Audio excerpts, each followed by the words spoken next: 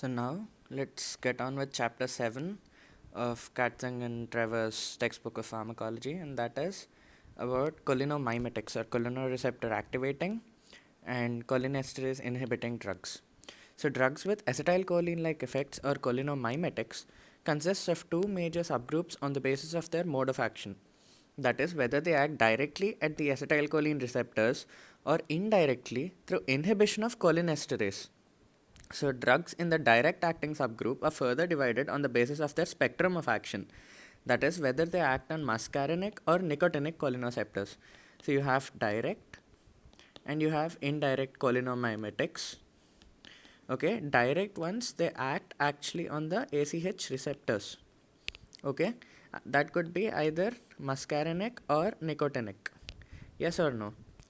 So, drugs in the indirect acting subgroup, what they do is they inhibit the cholinesterase.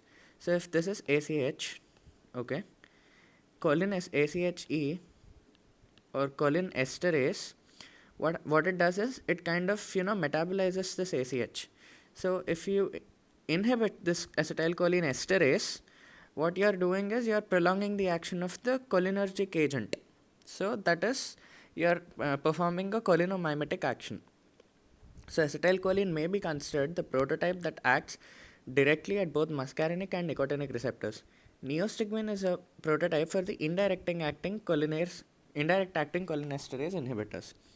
Okay, so neostigmine is a prototype for the indirect acting ones. Acetylcholine is a direct prototype. Okay, so you have neostigmine as a prototype, and here you have acetylcholine. All right. So, coming to direct acting cholinomimetic agonists, this class comprises of a group of choline esters and a second group of naturally occurring alkaloids. So, in direct acting, you have ones that act on muscarinic receptors and ones that act on nicotinic receptors. So, the drugs acting on muscarinic receptors can be divided into choline esters such as acetylcholine and alkaloids, naturally occurring alkaloids such as pilocarpine. So, choline esters include acetylcholine, methacholine, carbachol, and betanicol. So you have choline at the end. You have acetylcholine, carbachol, betanicol, okay, and also methacholine.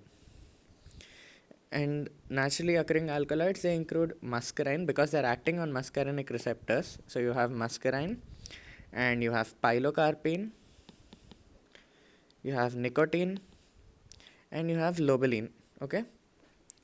So, newer drugs are occasionally introduced for special applications such as neonicotinoids, such as clothianidin, that is, or imidacloprid, and others as insecticides. The members differ in their spectrum of action, such as amount of muscarinic versus nicotinic stimulation, and in their pharmacokinetics, and both factors influence their clinical use. So, coming to this table, so basically all these drugs they differ in their course of action. Okay, coming to the classification, muscarinic agonists are parasympathomimetic, that is they mimic the actions of parasympathetic nerve stimulation in addition to other effects. 5 subgroups of muscarinic receptors have been identified, but the muscarinic agonists available for clinical use activate them non-selectively. Nicotinic agonists act on both ganglionic and neuromuscular cholineceptors. Agonist activity or selectivity is limited. On the other hand, slightly selective muscarinic antagonists and relatively selective nicotinic receptor antagonists are available. Okay, so before we get on with it, let us just describe the pharmacokinetic features and how these direct and indirect acting drugs differ. So, spectrum of action. Okay, so acetylcholine, what it does is it is rapidly hydrolyzed by cholinesterase enzyme. Okay, duration of action is only 5 to 30 seconds, and it is not soluble in lipids. Whereas betanicol, okay, so it is resistant to cholinesterase, orally active, poor lipid solubility again. Duration of action is more. Carbachol is just like betanicol again. Pilocarpine, pilocarpine is not an ester. Okay, it has good lipid solubility and duration of activity is more, just like betanicol. Okay, nicotine, as the name suggests, it acts on nicotinic receptors. Neonicotinoids also act on nicotinic receptors. And varenicline. Nicotine, actually, the suffix Ni stands for nicotine, and CLINE.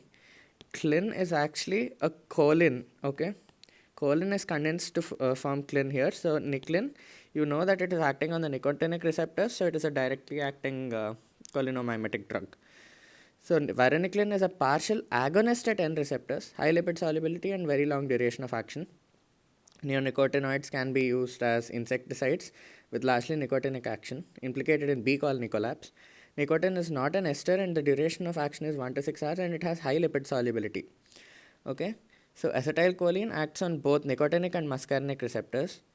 Carbachol again, C, okay, choline both, okay. Pethanicol acts only on M receptors. Whereas coming to the indirect acting drugs, okay, we have edrophonium, which acts in all the indirect acting drugs, they act on both types of receptors, okay. So we'll learn about them later. So coming to the molecular mechanisms of these actions, but before that, acetylcholine is metabolized in the body by hydrolysis of the ester bond. Is this a phase 1 or a phase 2 metabolic reaction? Let us discuss this later. So next, coming to the molecular mechanisms of action. First, the muscarinic mechanisms. Muscarinic receptors are G protein coupled receptors. So we have here 5 types of muscarinic receptors.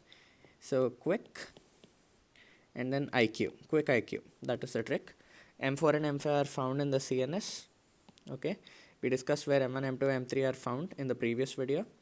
So wherever Q is there, the action is increase in IP3 and DAG cascade, and wherever I is there, there is a decrease in CAMP synthesis and increase in K plus permeability. Okay.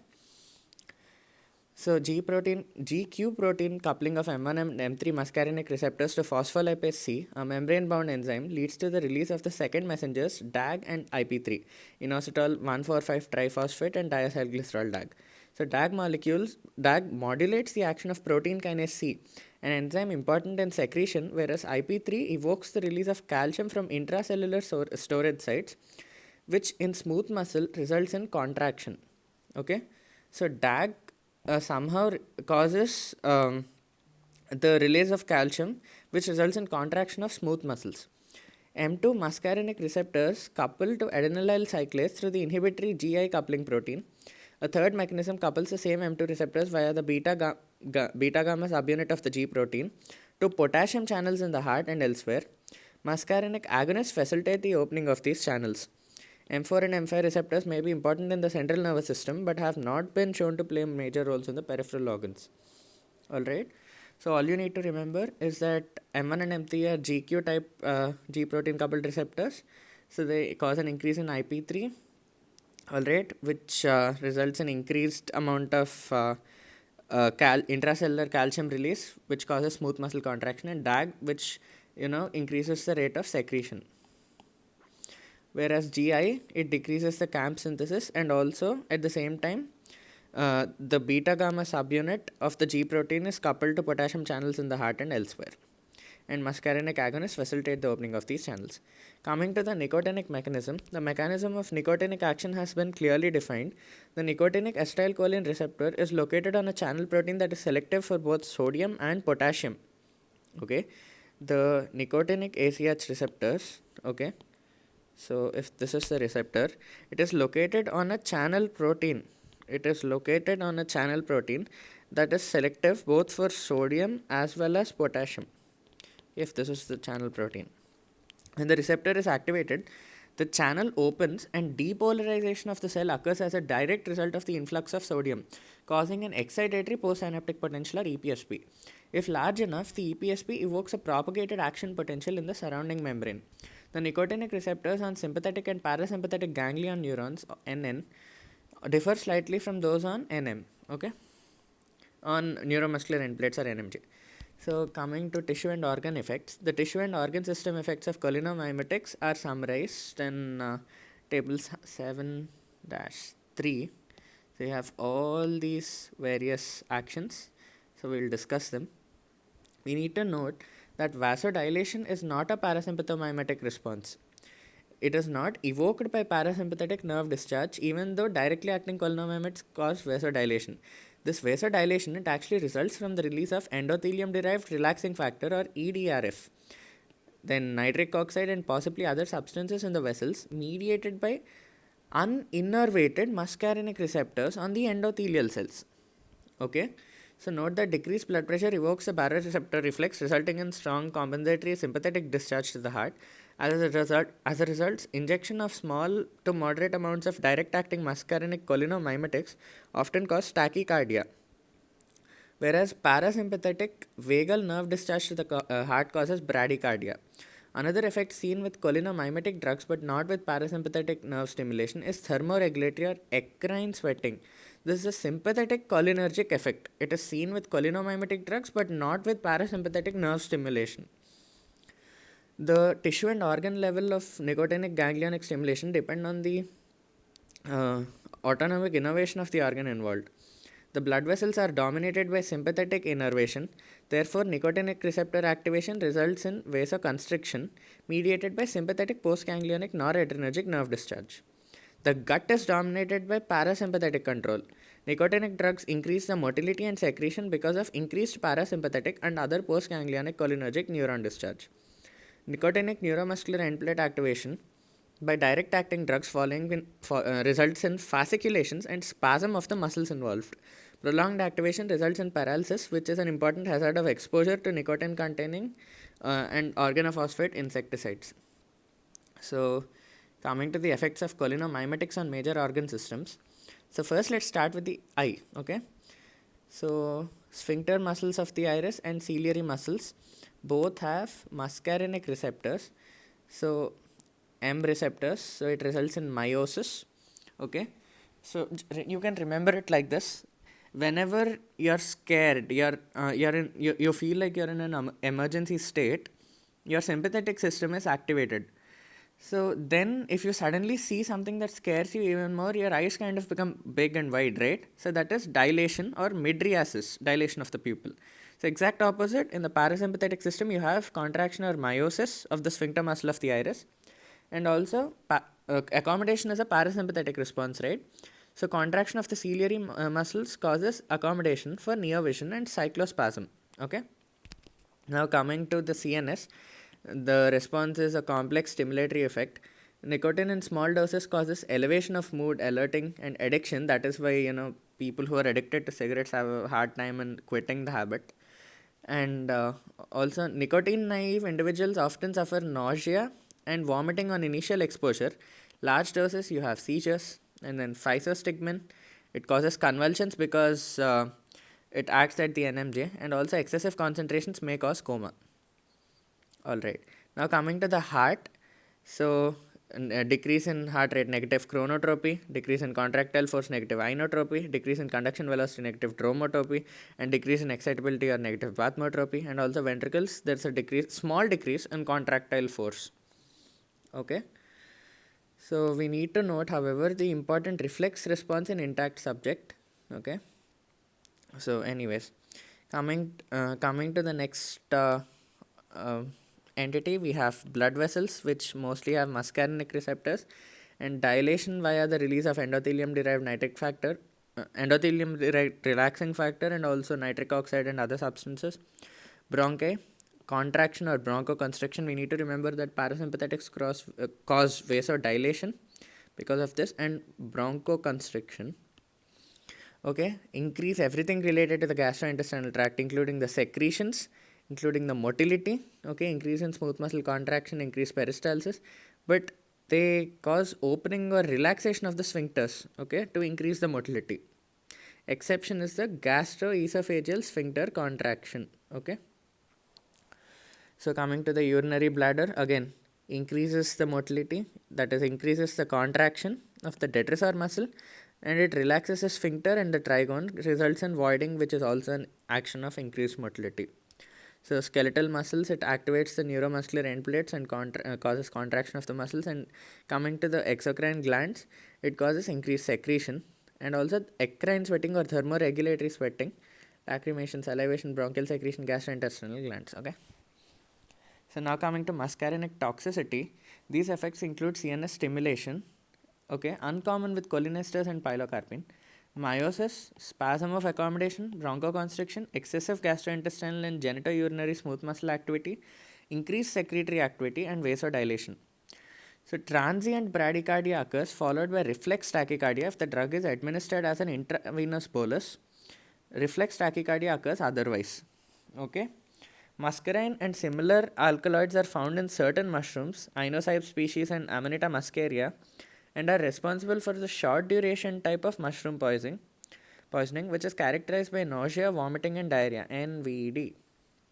The much more dangerous and potentially lethal form of mushroom poisoning from Amanita phalloides and related species involves initial vomiting and diarrhea, but it is followed by hepatic and renal necrosis. Okay, it is not caused by muscarinic agonists, but by amanitin and phalloidin RNA polymerase inhibitors. Okay, amanitin and phalloidin are RNA polymerase inhibitors. So, muscarine and similar alkaloids are found in certain mushrooms of Inocybe and Amanita muscaria species and are responsible for short duration type of mushroom poisoning, which is just NVD.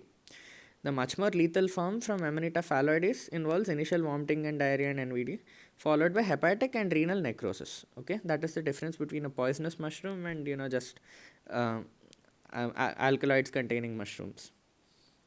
So if you give any cholinomimetic through intravenous route, you have first transient bradycardia, then reflex tachycardia. Otherwise, you don't have transient bradycardia, you have reflex tachycardia.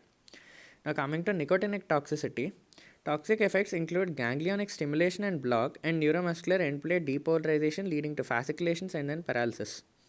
Okay, CNS toxicity involves stimulation or convulsions followed by depression.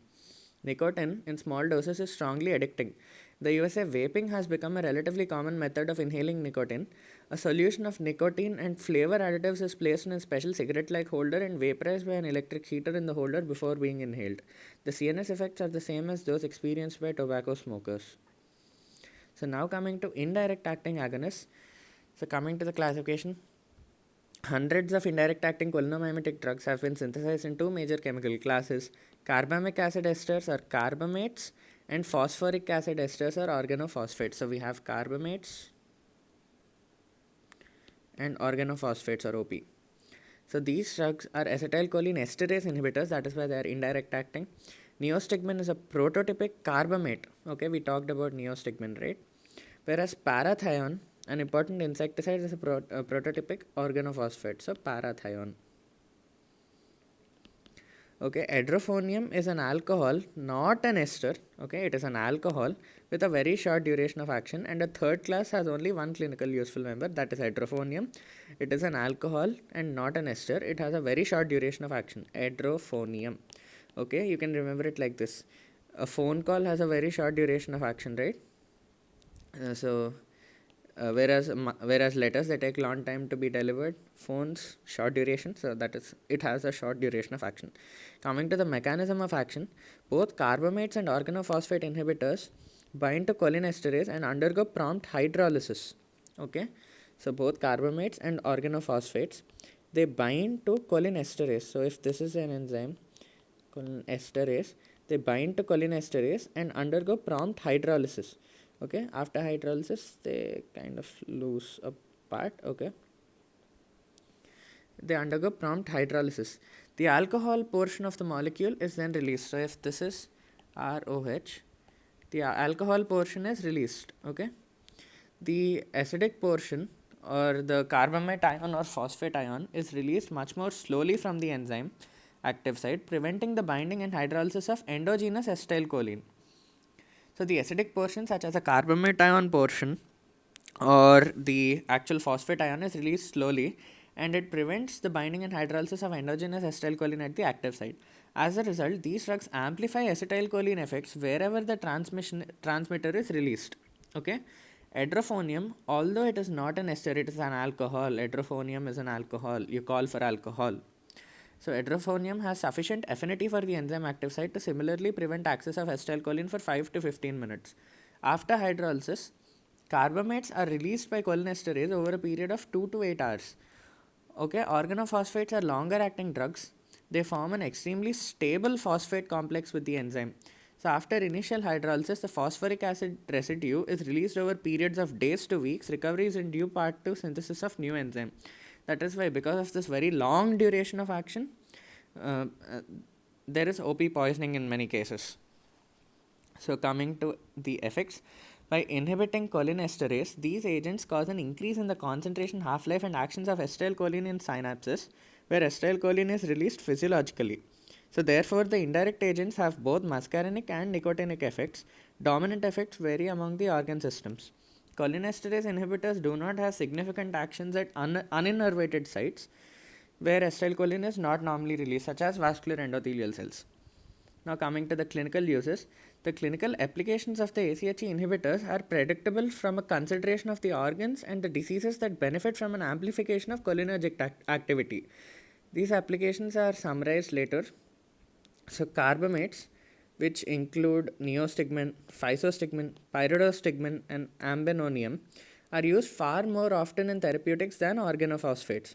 The treatment of myasthenia gravis is especially important because myasthenia is an autoimmune disorder. Treatment may also include thymectomy and immunosuppressant drugs, okay, because auto antibodies are formed. Rivastigmine, a carbamate, okay, all the carbamates have stigmine at the end as the suffix. Rivastigmine and several other cholinesterase inhibitors are used exclusively in Alzheimer's disease. A portion of their action may be due to the other unknown mechanisms. Although their effects in the CNS are recommended dosage are modest and temporary, these drugs are frequently used in this devastating condition. Okay, some carbamates such as carbaryl are used in agriculture as insecticides. Two organophosphates used in medicine are malathion and metrifonate. Metrifonate, which is an anti-helminthic agent. Malathion is a scabicide. Okay, so rivastigmine is used in Alzheimer's disease. Alzheimer's disease. Okay, so you can remember it like this. In NCIS, there's a character called Ziva, and it's very hard to forget her. You know, she's very iconic. So similarly, it makes it hard to forget things in Alzheimer's disease. What is that? It's rivastigmine. Sounds like Ziva, right? So edrophonium is used for the rapid reversal of non-depolarizing neuromuscular blockade. Okay, it is used in the diagnosis of myasthenia and in differentiating myasthenic crisis from cholinergic crisis in patients with the disease. Because cholinergic crisis can result in muscle weakness like that of myasthenic crisis, distinguishing the two conditions may be difficult. Administration of a short-acting cholinomimetic such as edrophonium will improve muscle strength in myasthenic crisis, but it will weaken it in cholinergic crisis. Okay, so if it causes improvement in myasthenia gravis, it is myasthenic crisis. So what is that? Edrophonium. Whereas if the crisis weakens, it is cholinergic crisis. Now coming to the toxicity, in addition to their therapeutic uses, some ACHE inhibitors have clinical importance because of their accidental exposure to toxic amounts of pesticides. The use of extremely potent drugs in this class are of importance because of potential use in terrorist and other criminal attacks. The most toxic of these drugs, such as parathion, can be rapidly fatal if exposure is not immediately recognized and treated. After standard protection of vital signs, the antidote of first choice is the anti-muscarinic agent atropine. Atropine is the drug of choice in OP poisoning. Okay, what is that? Atropine. Okay, but this drug has no effect on the nicotinic signs of toxicity. Atropine, no signs on nicotinic. Atropine, no nicotinic actions. Nicotinic toxicity is treated by respiratory support as needed and by regenerating active cholinesterase. Immediately after binding to cholinesterase, most organophosphate inhibitors can be removed from the enzyme by the use of regenerator compounds such as pralidoxime. Okay, so you're using atropine to combat all the muscarinic activity, but it has no effect on nicotinic signs of toxicity. So for that, you're managing the patient by giving respiratory support as needed, and you're regenerating active cholinesterase. Okay, so immediately after binding to this active cholinesterase, most organophosphate inhibitors can be removed. So how can they be removed? They can be removed by use of regenerator compounds such as pralidoxime, and this may reverse both nicotinic and muscarinic signs. If the enzyme phosphate binding is allowed to persist, aging occurs and regenerative drugs can no longer remove the inhibitor. Okay. So, because of their toxicity and short persistence in the environment, organophosphates are used extensively in agriculture as insecticides and anti-helminthic agents. Examples are malathion and parathion. Some of these agents, malathion and dichlorvos, are relatively safe in humans because they are metabolized rapidly. Malathion is metabolized rapidly to inactive products in mammals and birds, but not in insects. Some are prodrugs, malathion and parathion, and must be metabolized to the active product malaoxone and paraoxone. The signs and symptoms of poisoning are the same as those described with the direct acting agents, with the following exceptions. Vasodilation is a late and uncommon effect. Bradycardia is more common than tachycardia. CNS stimulation is common with organophosphate and physostigmine overdose and includes convulsions followed by respiratory and cardiovascular depression. The spectrum of toxicity can be remembered with the aid of the mnemonic dumbbells. Okay, so diarrhea, urination, meiosis, because parasympathetics they cause constriction, so that is meiosis, bronchoconstriction, bradycardia, excitation of skeletal muscle and CNS, lacrimation, salivation, and sweating. Okay, these are all the glandular activities. Dumbbells. Nice. So that is all about this chapter.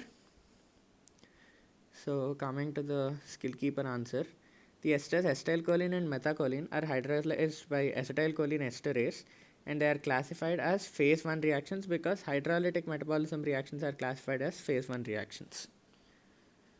So before we finish this video, let us just discuss this table right here.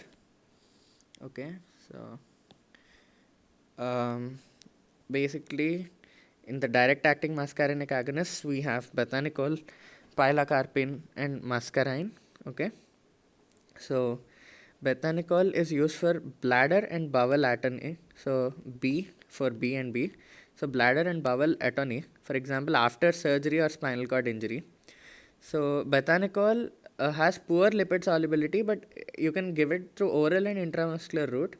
It does not enter the CNS. Okay, so beta does not enter the CNS because he's not intelligent enough yet. So all are parasympathomimetic effects. So cyclospasm, diarrhea, urinary urgency, vasodilation, reflex tachycardia, and sweating. Now coming to pilocarpine. So it is the same as bethanicol, may also activate the excitatory postsynaptic potential via M receptors. So clinical applications, pilocarpine is actually used in Sjogren's syndrome or xerostomia where there is dry mouth to increase the salivation. Okay, it was previously used in glaucoma.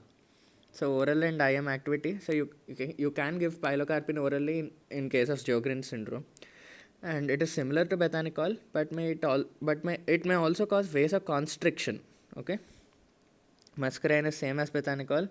It is an alkaloid found in mushrooms, Amanita muscaria. Okay, it has low lipid solubility again, but readily absorbed from the gut. Pilocarpine has good lipid solubility. Okay, so that is why you can use it in the mouth. Okay, direct Sjogren syndrome, and toxicities include mushroom poisoning. And direct acting nicotinic agonists, you have nicotine, varenicline. Okay, varenicline is a partial agonist. Okay, clinical applications, you can use it in smoking cessation.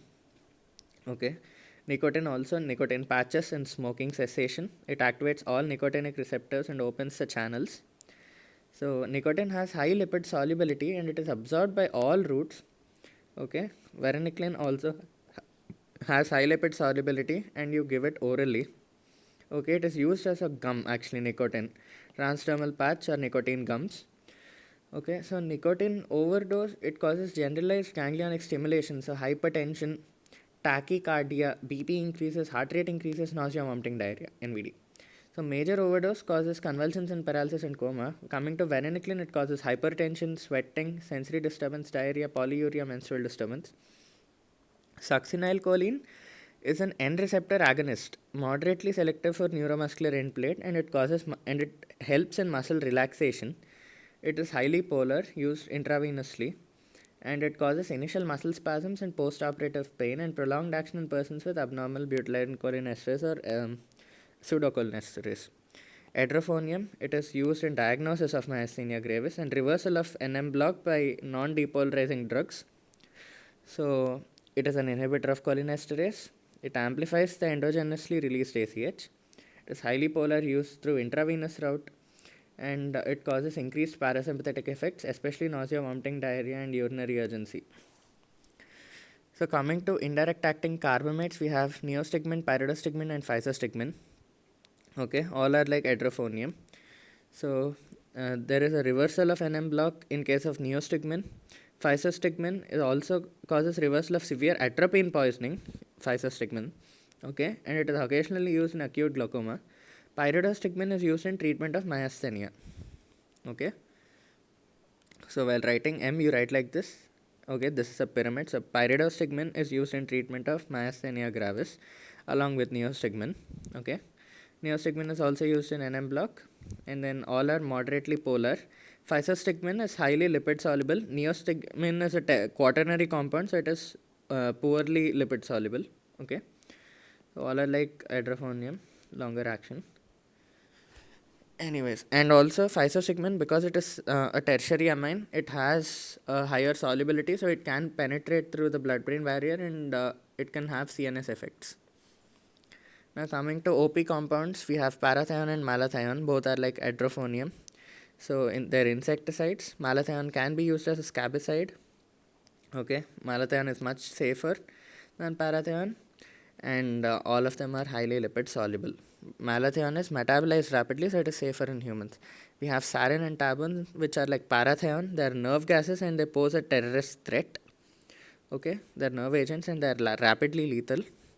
And coming to indirect acting for Alzheimer's disease, you can't forget Ziva, so rivastigmine, also galantamine, donepezil. Okay, Ziva's the don, right? Ziva, so rivastigmine, Ziva's the don, so donepezil. Okay, Ziva's the don in the galaxy, so galantamine. Ziva is the dawn in the galaxy. That is the trick to remember Alzheimer's drugs. Okay, all are lipid soluble, and the side effects are nausea